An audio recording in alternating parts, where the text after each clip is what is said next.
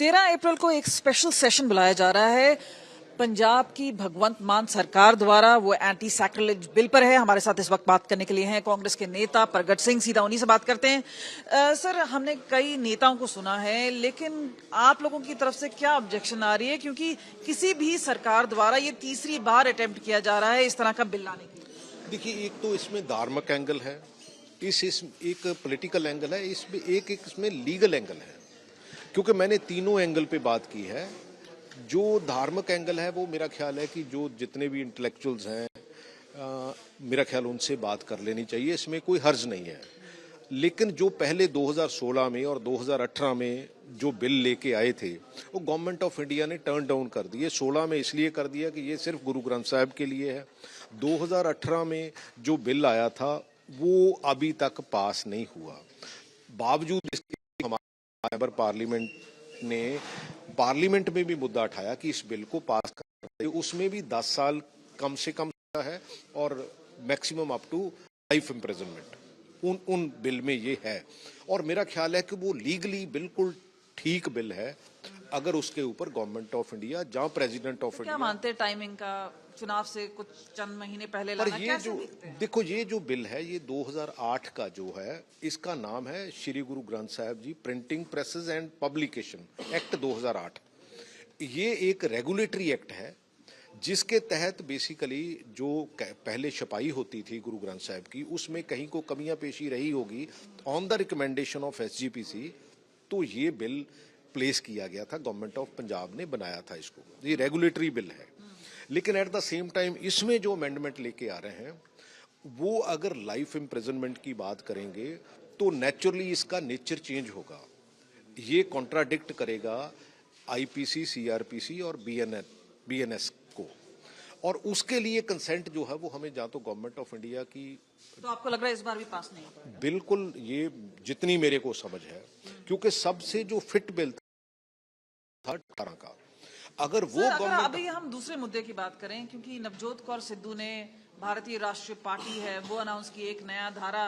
उससे पहले अगर हम बात करें, आवाज़े पंजाब एक बार लॉन्च किया गया। आप इस तरह से देखते हैं, आप मानते हैं कि कुछ चुनौती दे पाएंगे नवजोत प्लस नवजोत वाला कॉम्बिनेशन जो है? देखो, मेरे अच्छे दोस्त हैं, नवजोत सिंह सिद्धू अच्छे खिलाड़ी हैं, तो मैं, क्योंकि इंडिविजुअल के ऊपर अगर कोई इंडिविजुअल कुछ करता है तो मेरा ख्याल है मेरा कमेंट करना बनता नहीं है। पार्टियां बनती है, आगे बढ़ती हैं, कुछ एस्टेब्लिश होती है, कुछ नहीं एस्टेब्लिश होती, तो एग्जिट रहा जिस तरह से उन्होंने आवाजें उठाई, कहीं लगता नहीं आपको नुकसान हुआ है कांग्रेस पार्टी को उसका? देखो, हर आदमी का अपना नजरिया है, वो एक अपनी लिगेसी लेके चलता है। सो अल्टीमेटली वो उनका नजरिया है, मैं उसके बारे में। तो उनसे नुकसान हुआ कांग्रेस पार्टी को, आप मानते हैं क्या? नहीं, देखो, नवजोत सिंह सिद्धू एक अच्छे इंसान हैं। उनकी एक पार्टिकुलर आवाज है, लेकिन उनका नजरिया अपना है, उसके बारे में तो मैं ज्यादा कमेंट कर नहीं सकता। उनका कमबैक, जो उनके पति हैं, उनका कमबैक आपको लगता है कि कभी पॉसिबल हो पाएगा? देखो, वो उस लेवल पे है जैसे राहुल गांधी और प्रियंका गांधी, वो हमारे लेवल पे तो है नहीं। रियलिटी ये है। और वैसे भी वो किसी से कोई ऐसी बात साझा करते नहीं है जो उसके ऊपर कोई कमेंट कर सके। सो मेरा ख्याल है गुड लक है जो भी करते हैं। सर, बात करते हैं हम किसानों की, क्योंकि लगातार बारिश हो रही है, लगातार फसलों पे इसका नुकसान हो रहा है। कैसे देखते हैं आप इसको? कई बार मुद्दे उठे हैं किसान को लेकर, आज आड़तियों के लिए भी मीटिंग हो रही है, लेकिन कितना नुकसान हुआ? बहुत नुकसान हुआ है। देखो, जो भगवंत मान जी है ना, ये किसी को भी सुनना नहीं चाहते। चाहे किसानों की बात हो, चाहे आड़तियों की बात हो, चाहे धार्मिक इशू की बात हो।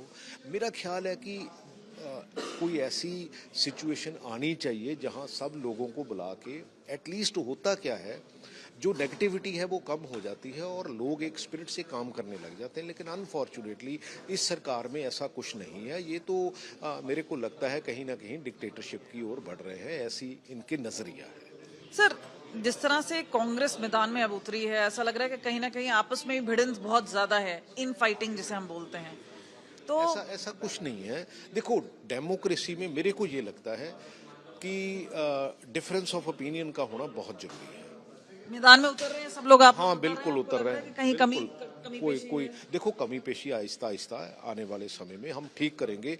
देखो कुछ भी ऑप्टिमम लेवल पे नहीं होता, उसके लिए हर रोज प्रयास करना पड़ता है। मेरे को तो स्पोर्ट्स का ये नजरिया है कि आप कुछ गलतियां करते हैं, उस सीखते हैं और एक राइट स्पिरिट में टीम के तौर पे आगे बढ़ते हैं। एक आखिरी सवाल पूछना चाहेंगे, राघव चड्ढा जिस तरह से उनका एग्जिट हुआ है, या आप बोले कि आपको लग रहा है कि आने वाले दिनों में भाजपा में ज्वाइन करेंगे, और जिस तरह से उन्होंने वीडियोस बनाई हैं पंजाब को लेके, उनकी एंट्री हो सकती है पंजाब में? देखो राघव चड्ढा वही है जो ब्लू आइड बॉय था केजरीवाल का, जो सुपर सीएम था भगवंत मान के ऊपर था ना 2 साल के लिए।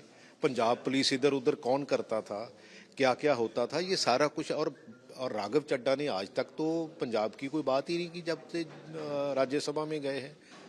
भाई राज्यसभा में अगर पंजाब का कोई इशू उठाया हो, इनका ब्लू आइड बॉय था। जितनी देर वो रवनीत बिट्टू इस तरह ठीक कह रहा है कि एटीएम कार्ड था, जब एटीएम कार्ड की जरूरत हट गई, कोई नया एटीएम आ गया होगा तो उसको यूज करेंगे। केजरीवाल तो यही करता है, यही उनका लेगेसी है, यही उनकी बैकग्राउंड, यूज एंड थ्रो है। तो मेरा ख्याल है वो यूज होने के लिए तैयार था, ये थ्रो करने के लिए तैयार था। जितना देर यूज हुआ आपको लग रहा है बीजेपी उनका एक नेचुरल एंट्री पॉइंट है? नहीं, वो किसी पार्टी में भी जाएं, अल्टीमेटली आने वाले समय में कांग्रेस में आ सकते हैं? नहीं आने वाले, देखो मेरे को नहीं पता, मैं उस लेवल पे नहीं हूं, लेकिन मेरे को इतना जरूर पता है पंजाब ने उससे कई तरह का हिसाब लेना है। हमसे बात करने के लिए बहुत बहुत शुक्रिया प्रगट सिंह, जो कि सीधा हमसे बात कर रहे थे। कैमरा पर्सन गुंजीत के साथ कमलजीत संधू, चंडीगढ़ आज तक।